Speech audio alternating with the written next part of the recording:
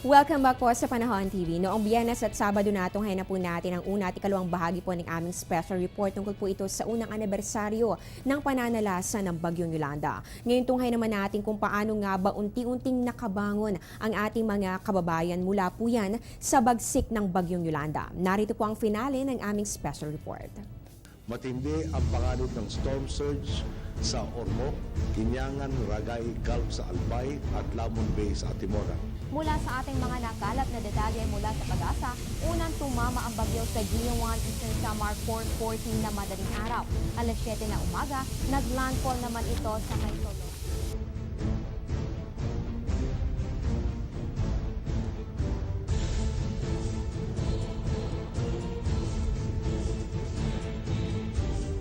Batay sa datos ng Joint Typhoon Warning Center o JTWC, pang-apat ang Bagyong Yolanda sa pinakamalalakas sa bagyo sa kasaysayan ng buong mundo.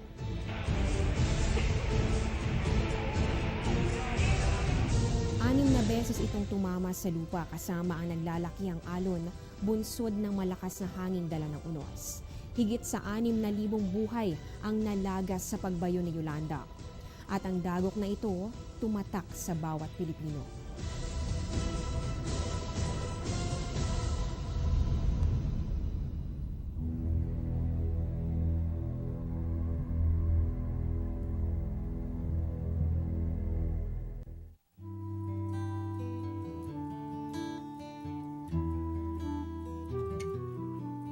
Isang pangingisda sa mga inaasahang kabuhayan ng mga taga-Eastern Visayas. Pero ayon sa Bureau of Fisheries and Aquatic Resources, libu-libong bangka ang nasira at nawala dahil kay Yolanda.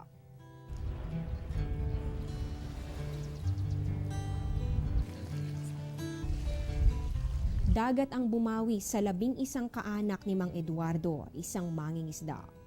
Ngunit sa kabila nito, sa dagat pa rin niya nakita ang muling pagsibol ng pag-asa.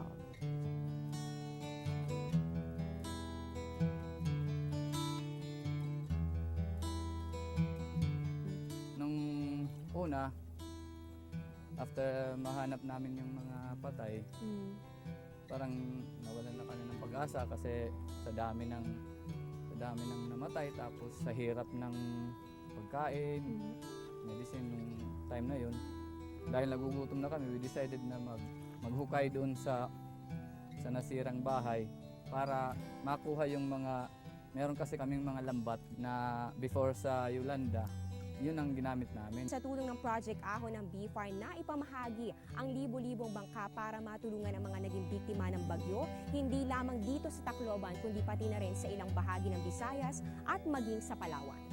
At isa nga si Mang Eduardo sa mabilis na nakatanggap ng tulong. Yung sa Ahon, binigay agad. Mga siguro 1 week after. Yung first batch mabilis. I belong to the first batch na nabigyan ng mga material.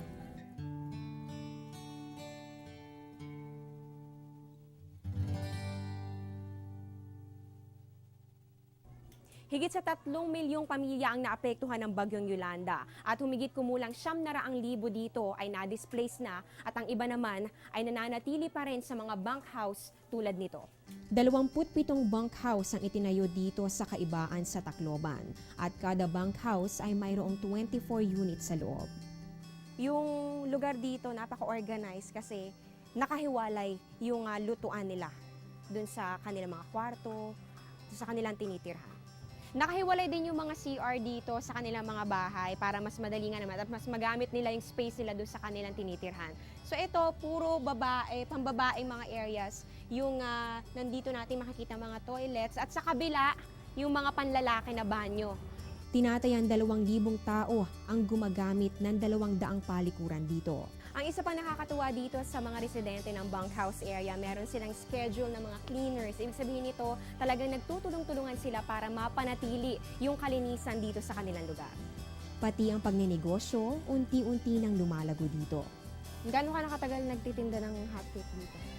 Mga 5 araw or 4 pa lang po. Okay. Kakasimula ko pa lang. Kamusta na ng benta? Okay Minsan naman. po, nakaka ng 50 pesos bawat araw. Bakit ito pala yung naisip mo? Pinakamadaling Ano po, ayoko lang po kasing yung pera ko mapunta lang sa wala. Batid ng mga banyagang volunteer na hindi sapat ang masisilungan upang tapalan ang bangungot ng nakaraan. Kaya naman patuloy pa rin ang kanilang mga recreational activity para sa mga batang nakaligtas sa hagupit ng dilubyo. So the activities that we focused on are having fun games for the kids to play, and it's just to bring joy and for them to have fun for a few hours. And we also have arts and crafts that we do. So we try to come and play sports activities, and we want them to be able to enjoy and have a good time. A different way to bond with them outside of the work that we do. Ito naman ang mga transitional shelter sa Barangay 101 New Kawayan sa Leyte. Dito muna inilipat ang 150 pamilyang nasalanta sa Barangay 88 sa Tacloban habang itinatayo pa ang mga permanenteng pabahay para sa kanila. Parang maganda ng pakiramdam namin. Dahil pag lumalakas ang hangin at saka ulan, hindi na namin nararanasan yung naranasan namin dun sa tent. Na pag lumalakas, ang tent namin parang lilipad ng mataas at pati yung trapal ng tent namin. Walang kuryente dito kaya gumagamit ang mga residente ng solar-powered lamps na ipinaabot ng international non-government organizations. Ang mga gulay namang itinatanim nila dito, sapat lang para sa kanilang mga kumakalam na sikmura. Kaya lang, ang problema namin dito, ma'am, wala kaming pang-umpisa lang ng puhunan para kami makapagsimula sa pamumuhay namin. Ayon sa World Health Organization o WHO, 800,000 tao ang nagkaroon ng mental health condition dulot ni Yolanda. At 80,000 dito, hindi pa rin nabubura ang malagim na alaala. Kaya naman malaking tulong ang mga simpleng pagtitipon-tipon ng mga residente sa transitional site na ito sa Barangay New Kawayan. Ideklara natin mabuti po ang Diyos. Ang Diyos ay mabuti, ang Diyos ay mabuti, ang Diyos ay mabuti sa akin.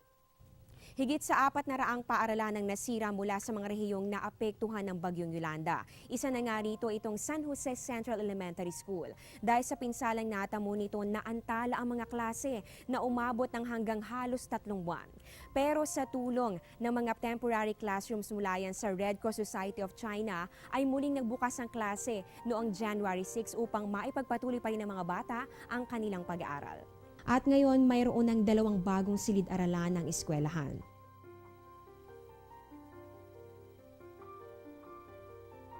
Pero ang problema lang dito sa mga temporary classrooms namin kasi ang init. Wala pa kasing kuryente yung school namin. Kaya medyo ang mga bata nagkakasakit, nauubo, sinisipon. Pati rin yung mga teachers nag-high blood din dahil sa init. Ganun yun. Kung ang mababang paaralan sa San Jose sa Tacloban ay nagkasira-sira, ang isang ito naman sa Tanawan sa Leyte, wala ni isang silid-aralan ang natira. Andito tayo ngayon sa Santo Niño Elementary School.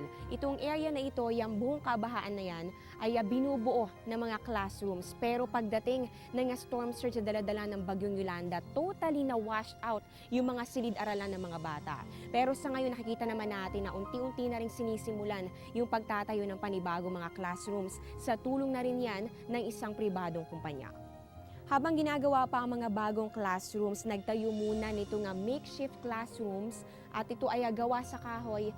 Pansamantala muna ito nga silid-aralan ng mga estudyante dito sa Santo Niño Elementary School. Bukod sa mga silid-aralang yari sa kahoy, ginagamit rin ang mga tents katulad na lamang nito bilang temporary classrooms ng mga estudyante. Naging matibay naman ang San Fernando Central Elementary School sa malalakas sa ulan at hanging dala ni Bagyong Yolanda. Kaya nang matapos ang unos, ginawa muna itong evacuation site. Pero Enero ngayong taon, balik eskwela na ang mga estudyante rito. Tapos na yung Yolanda, finish na, no? We moved on already. So, in case mayroon na naman kasi we have climate change, nag-iiba-iba yung panahon natin. At nito lamang Hunyo, iniangkla na ng eskwelahan ang disaster preparedness sa kanilang curriculum.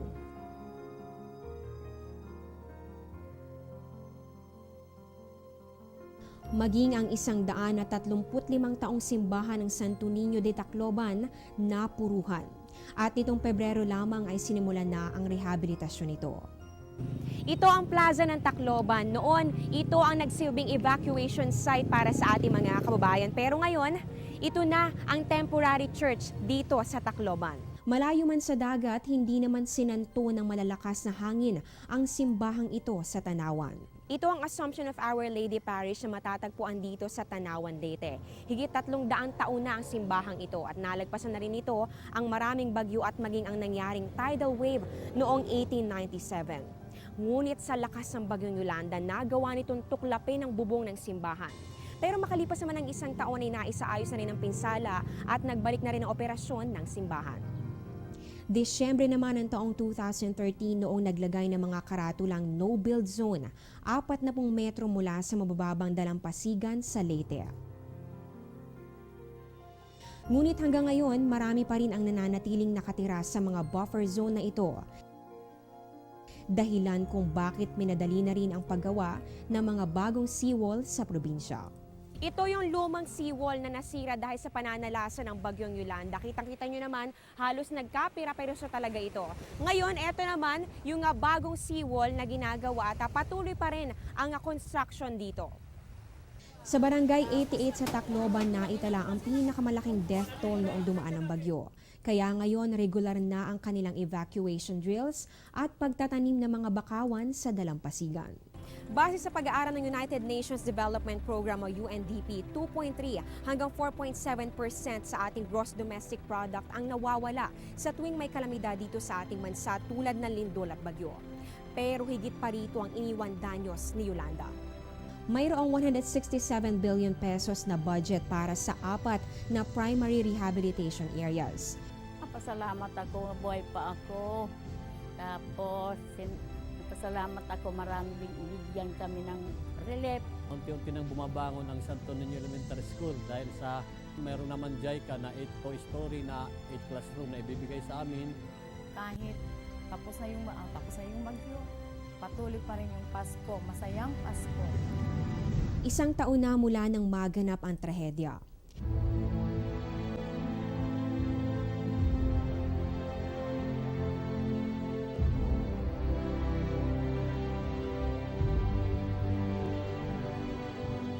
Masalimuot man ang mga iniwang bakas ni Yolanda, ang mga ito pa rin ang magpapaalala sa atin ng mga aral ng nakaraan at ng bawat kwento ng bayanihan.